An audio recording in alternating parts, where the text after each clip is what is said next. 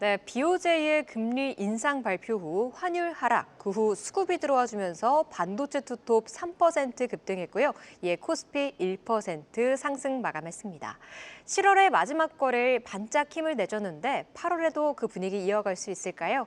임종국의 돌파 트리거에서 하반기를 빛낼 종목들 찾아보겠습니다. 안녕하세요. 반갑습니다.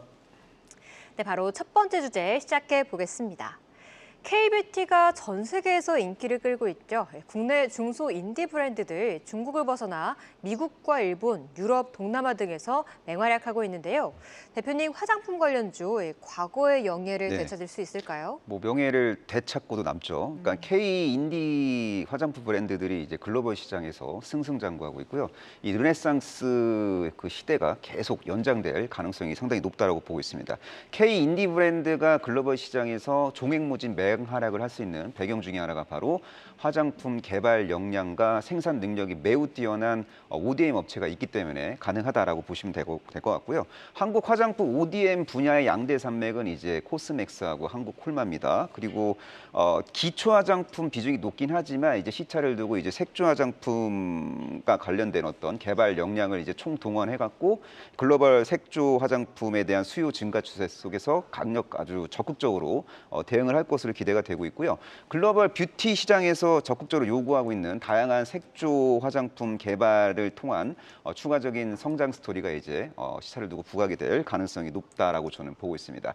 자, 최신 메이크업 트렌드를 선도할 수 있는 그런 잠재력이 매우 이제 차고 넘치는 K 화장품 ODM 기업들 예의주시해야 됩니다. 그렇죠. 사실 브랜드나 유통사 따라가기보다는 네. 모든 수혜를 볼 수 있는 ODM을 보는 게 맞습니다. 좋을 것 예. 같다라는 의견으로 들어볼 수 있을 것 같은데 네. 투톱이 있잖아요. 네. 어떤 종목 좋을까요? 코스맥스와 한국콜마 중에서 이제 상승 추세 그 눌림목 공략을 이제 선호하시는 분들은 이 종목을 좀 예의주시할 필요가 있어 보입니다. 이 종목의 이름은 바로 한국콜마인데 국내 중소형 그 인디 브랜드 선진 시장 침투율 증가 시 동사가 당연히 이제 수혜를 볼 수밖에 없는 구조라고 보시면 될 것 같고 인디 브랜드 수출 호조 속에서 동사의 역할은 계속해서 이제 대두가 될 수밖에 없다라고 보시면 될 것 같습니다. 생산 능력은 이제 매년 확대가 되고 있고 여기에 연동돼서 실적이 안정감 있게 우상향하게 될 가능성이 높다라고 이제 보시면 될 것 같고요. 그리고 연우를 통해서 화장품 용기 사업도 이제 아주 똘똘하게 잘 하고 있고 또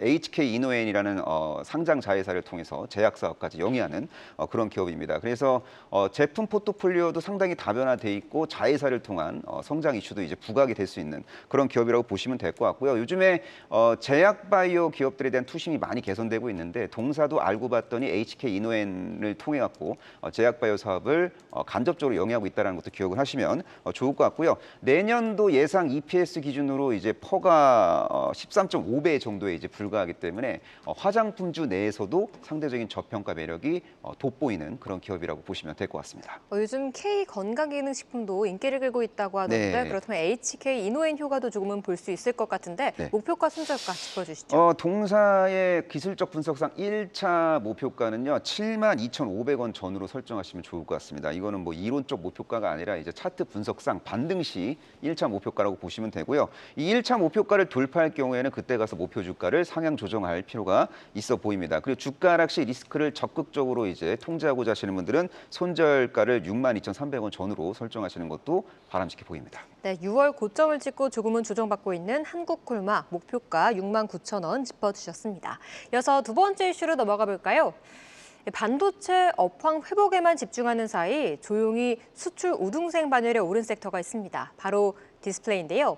고부가 가치 제품인 OLED로의 전환에 성공하면서 업황 개선 기대감을 키우고 있습니다. 대표님, 디스플레이 쪽 하반기 주가도 턴어라운드 갈 수 있을까요? 디스플레이 기업들 뭐 실적 중장기 실적 컨디션 매우 양호하다고 저는 보고 있고 장기적인 관점에서 저점 분할 매수를 해도 된다라고 저는 이제 보고 있습니다. 자, OLED가 탑재된 아이패드가 이제 출시가 됐고 그 적용 모델이 내년에 더 확대가 될 것으로 기대가 되고 있습니다. 그리고 선진국 중심의 OLED TV 수요가 지금 회복이 되고 있는 추세라고 볼 수 있을 것 같고요. 이러한 환경 속에서 대한민국 디스플레이 수출액이 이제 꾸준하게 이제 증가를 하고 있습니다. 상반기 디스플레이 수출액이 전년 같은 기간 대비 16% 이상 증가했고요.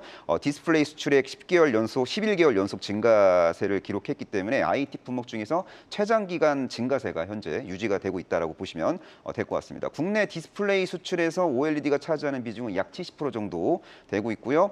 노트북, 모니터 등의 IT 제품에 OLED 침투율이 이제 지속적으로 우상향할 가능성이 매우 높아 보입니다. 그렇다면 수혜준의 저평가된 종목도 하나 짚어주시죠. OLED 시장의 성장 속에서 바닥권에서 관심을 가져도 될 만한 겸손한 종목으로는 바로 LS 세미콘이라는 친구가 있는데 LG 디스플레이가 이제 대형 OLED 패널을 삼성전자에 이제 납품을 이제 본격적으로 함으로써 동사가 어느 정도 낙수 효과를 보게 될 가능성이 있다라고 보시면 될 것 같고요. 또 온디바이스 AI 시대가 이제 본격적으로 도래됨으로써 AI 기능이 탑재된 스마트폰의 어떤 판매량이 증가할 때 동사가 이제 수혜를 보는 그런 구조라고 보시면 될 것 같습니다. 그리고 OLED가 탑재된 노트북, 태블릿 PC 그리고 PC 모니터 비중이 이제 증가할 가능성이 높아 보입니다. 여기에 맞춰갖고 동사의 그 구동칩 DDI 공급량이 확대가 될 가능성이 높아 보이고요. 모바일에 탑재되는 스몰 DDI 경쟁사 진입 우려로 인해서 주가가 많이 빠졌지만 내년도 예상 실적 기준으로 퍼가 6배 근처에 이제 불과하기 때문에 악재가 지나치게 현재 주가에 선반영되어 있는 상황이라고 이제 보시면 될 것 같습니다. 맞아요. 2분기 실적도 좋았음에도 반응하지 못하고 계속해서 악재만 좀 반영하고 있는 가격선에 있더라고요. 네네네. 그렇다면 1차 반등 시 목표가 어디까지 보시나요? 이 종목은 2분기 실적이 예상치를 상회했어요. 영업이익 기준 예상치를 상회했고 뭐 하반기 뭐 실적 컨디션이 뭐 아주 뛰어난 기업은 아니지만 이제 장기적인 실적 성장의 어떤 방향성을 보고 접근해야 되는 종목이라고 저는 보고 있습니다. LS 그룹 내 간판 기업은 누가 뭐라 그래도 LS 세미콘이고요. 대한민국 시스템 반도체 기업 중에서 가장 월등한 펀더멘탈을 자랑하는 기업 그리고 비교 우위의 경쟁력을 보유하고 있는 기업이라고 저는 현재 판단을 내리고 있습니다.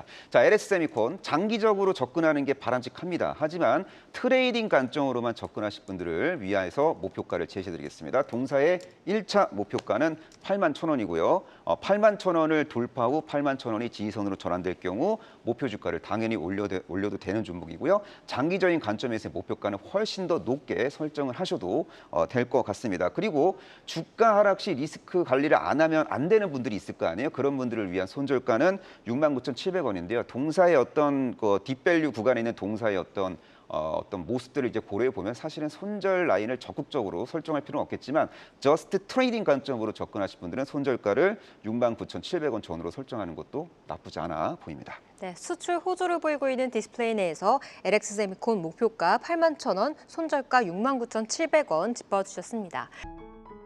계속해서 다양한 경제 이슈를 알고 싶다면 구독과 좋아요, 알림 설정 부탁드립니다. AI 캐스터 권미정이었습니다.